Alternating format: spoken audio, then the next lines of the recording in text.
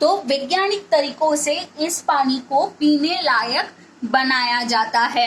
उसके बाद हमें जल का प्रयोग सावधानी से करना चाहिए, मतलब हमें बहुत ही सावधानी के साथ जल का प्रयोग करना चाहिए, उसे व्यर्थ में गंवाना नहीं चाहिए। जल की एक एक बूंद कीमती है, हमें जल को व्यर्थ नहीं गंवाना चाहिए, मतलब उसकी एक एक बूंद कीमती है, हमें उसे ऐसे ही व्यर्थ नहीं गंवाना चाहिए। जैसे कि हम काफी सारी टाइम क्या करते हैं, लापरवाही के साथ जल का प्रयोग करते हैं। जैसे हम कितनी बार नल को खुला छोड़ देते हैं या फालतू में हम पानी का यूज करते हैं, पानी एक दूसरे के ऊपर डालकर खेलते हैं हम। तो इन सब कार्यों में क्या होता है, पानी की बर्बादी होती है, जल की बर्बादी होती है। और कई सारी जगह ऐसे हैं जहां पर जल नहीं पहुंच पाता, तो एक तरीके से उसका कारण भी यही सारी चीजें हैं। अगर हम जल को व्यर्थ गवाएंगे तो जरूरतमंदों तक जल नहीं पहुंच पाएगा। जरूरतमंदों को जल की आवश्यकता होगी तो भी उन तक जल नहीं पहुंच पाएगा अगर हम जल को इस प्रकार लापरवाही के साथ व्यर्थ करेंगे। जल की एक एक बूंद भी कीमती है, जैसे बूंद बूंद से घड़ा भरता है, तो उसी प्रकार एक एक बूंद भी बहुत ही कीमती है। तो हमें जल को व्यर्थ नहीं गंवाना चाहिए, हमें जल के मूल्य को समझना चाहिए। कई टाइम ऐसा होता है कि गांव में वर्षा नहीं होती है, अकाल पड़ जाता है, बिना पानी बहुत सूना हो जाता है, पूरी जमीन पूरी सूख जाती है।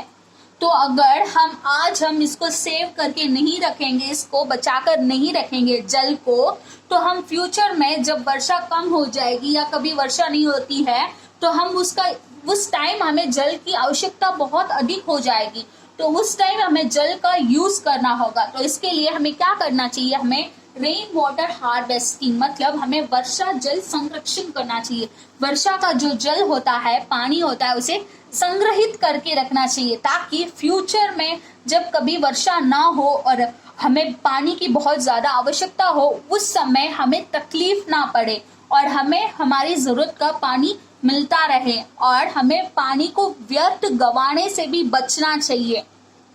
इसके बाद हमें हमेशा स्वच्छ जल ही पीना चाहिए। तो हमें हमेशा क्या करना चाहिए, स्वच्छ जल ही पीना चाहिए, शुद्ध जल ही पीना चाहिए।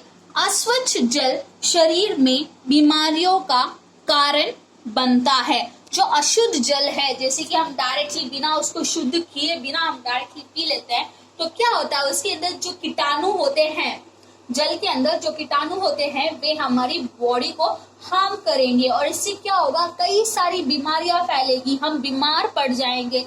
जैसे कि नॉर्मली बच्चों को क्या हो सकता है, लूज मोशंस हो सकती है, वोमिटिंग हो सकती है, तो इस प्रकार कुछ भी हो सकता है। तो पानी को हमें क्या करना चाहिए, हमें पानी को प्योर करके पीना चाहिए, उसे गर्म करके उबाल कर पीना चाहिए, प्यूरिफायर का यूज करना चाहिए, उसको शुद्ध करके पीना चाहिए।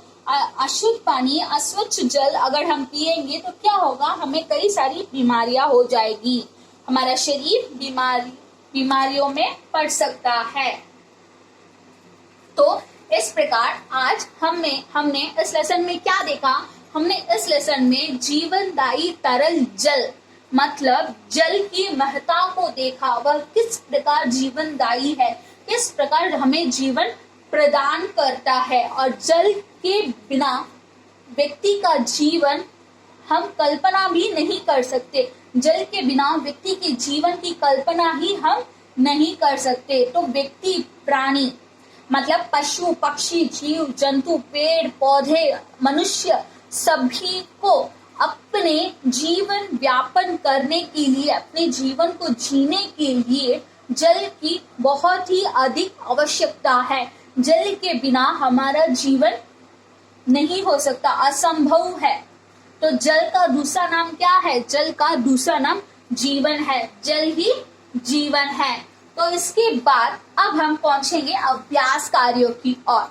तो अभ्यास कार्य, जैसे कि मैं हर बार आपको कहती हूँ कि अभ्यास कार्य बहुत ही इम्पोर्टेंट है।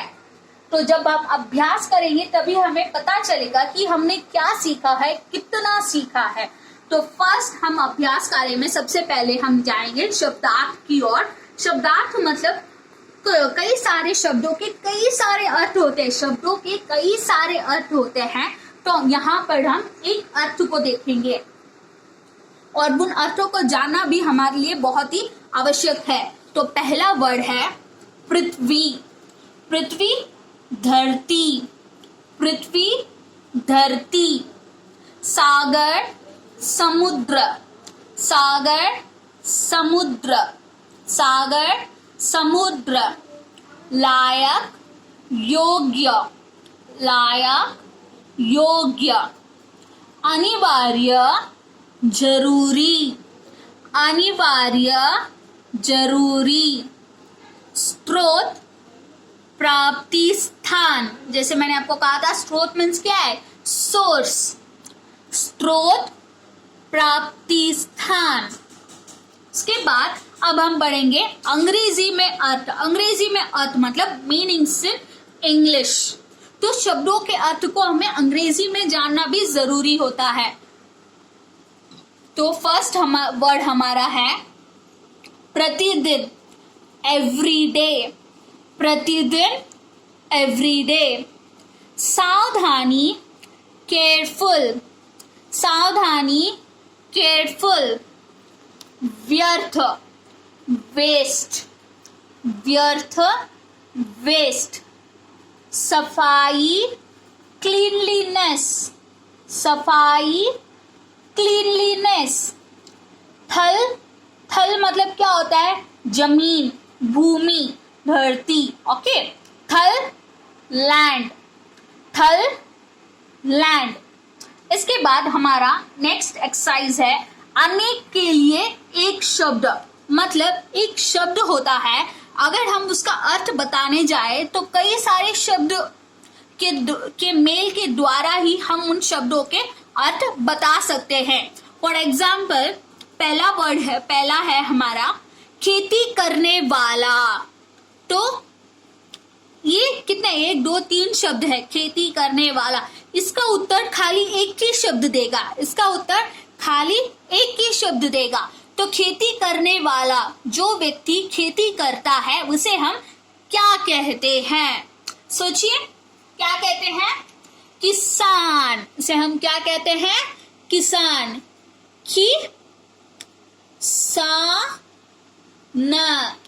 किसान। खेती करने वाला क्या कहलाता है? किसान। जो खेती करता है उसे हम क्या कहते हैं? किसान। स्कूल में पढ़ने वाला, स्कूल में पढ़ने वाला कौन है? हम पढ़ते हैं ना बच्चों, मतलब आप पढ़ते हो ना, विद्यार्थी। स्कूल में पढ़ने वाले को क्या कहते हैं? विद्यार्थी।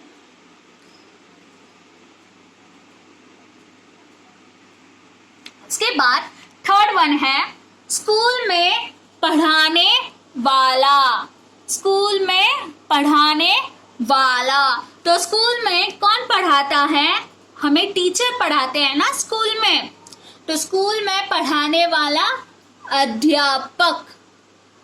स्कूल में पढ़ाने वाला अध्यापक।